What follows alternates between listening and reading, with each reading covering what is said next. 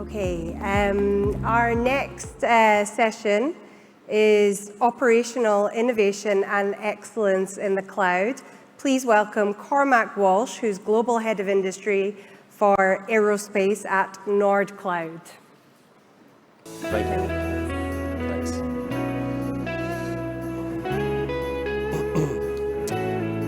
So good morning, everybody. I hope you're all fresh and relaxed after yesterday. So I would like you all to study this slide very carefully, because the audience participation part of my presentation is in the form of an examination at the end. Okay, so it's going to be multiple choice, about 60 questions. It should take you no more than about 45 minutes to complete it. So, you know I'm joking. Yeah, I'm kidding. Okay, I was getting a little bit of applause there. So, typically I would talk about this type of cloud journey, but in this presentation I'd like to take a little bit of a more light-hearted approach to the way we move airlines into the cloud. So let's start from here. Most of the time, the ambition that I hear from our clients is that they want to be able to move everything that they possess, all workloads, all data, all applications into the cloud, and they want to be able to get it done as quickly as possible, and they want it to be as modernized as possible. But the truth is that this is it's a misplaced ambition.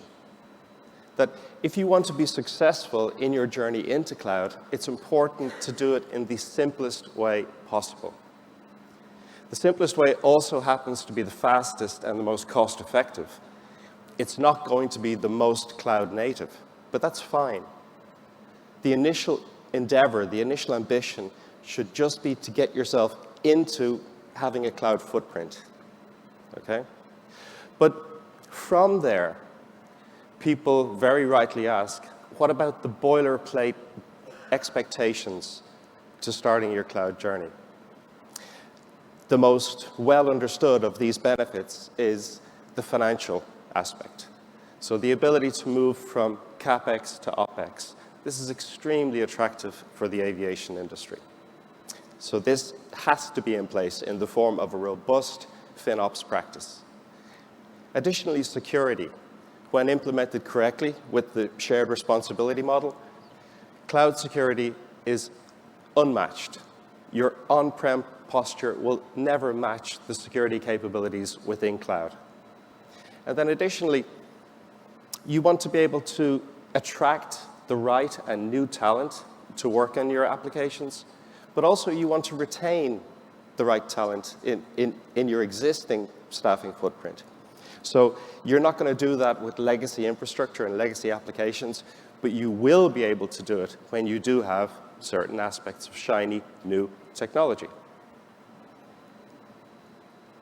So these benefits that I just mentioned, so the financial, the security, and the talent retention, these are table stakes. These are things that if you are not getting them, there's something deeply wrong with your cloud journey. And you should be asking your provider, why am I not getting these? So overall, in our business, migrating airlines, we've had the privilege of leading the cloud journey for some extremely well-known names. Our first client in this particular space was Finnair. So from start to finish, we were able to move them from the on-prem infrastructure into cloud in 9 months. And that was their entire data and application estate. Lights out in the data center, everything switched over into AWS. Instantly achieving double-digit TCO savings. At that point, those savings are able to be reinvested into a modernization effort, which then in turn produces further savings, because as you modernize in cloud, you're becoming more efficient. So the virtuous cycle just keeps getting better and better.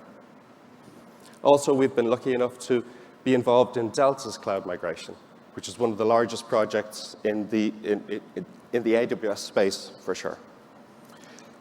In the European theater, we have 4 EU flag carriers. I can't mention the names. We have one low-fare airline and one entire group, okay? And that's just been within the last 4 years. And also, that's only the airlines. Our footprint right now is also extremely strong in manufacturing, FSI, and in government. So overall, moving to cloud is not just an ambition, it's a tactical and strategic imperative. Not getting into cloud is going to act as an active drag on your overall operations. But the title of my presentation was about operational efficiency. So how are airlines going to be able to improve their operational efficiency just from a new IT layer and IT tooling? So it's through the adoption of AI everywhere. Now, what we mean by this is that AI ops has to be adopted as a practice within airlines. Some of this will come from the adoption of ISV AI tools. So for example, pure play AI software vendors who are going to give you specific solutions in certain areas. AI is a technology that any enterprise has to understand is coming. It is unavoidable, right? And trying to avoid it is a serious mistake, yeah? Now, purchasing products which are just giving point solutions in relation to AI technologies is not the way to go. What you should be doing is developing an AI operations practice inside your company and then using that practice to capture requirements and demand throughout your organization. And then once you have those demands and, let's say, intelligence from the people throughout your entire company, once you have those requirements, you can then feed that into your AI ops team and embrace the idea of fail fast. Become that agile company you always promised yourself that you were going to be. Now, I want to show you this, right? So you've probably seen this type of solution before in the aviation space. What this does is it creates timestamps about different activities which are taking place on the ramp.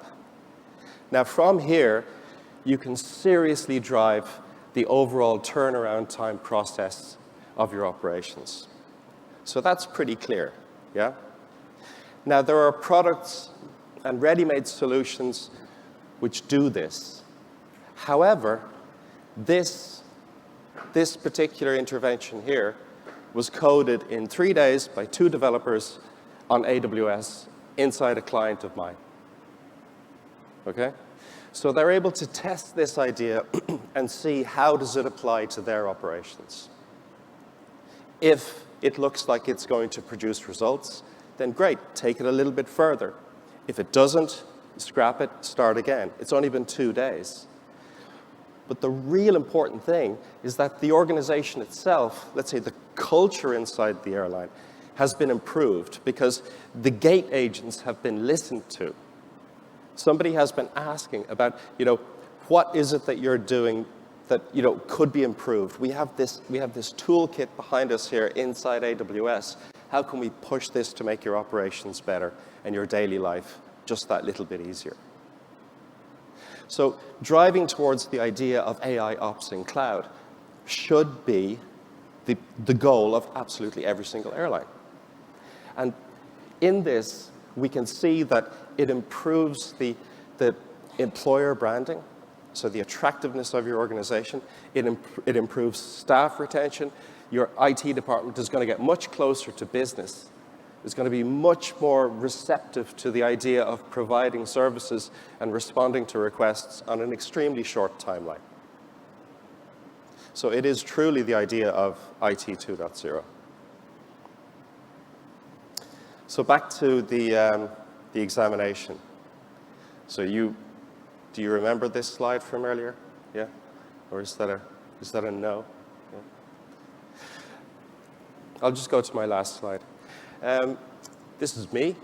If you would like to learn more about the services that we provide for airlines and how we can improve your operational efficiency, improve your employer branding, and reduce your IT, TCO, and move it to OpEx, please give us a call. Thank you.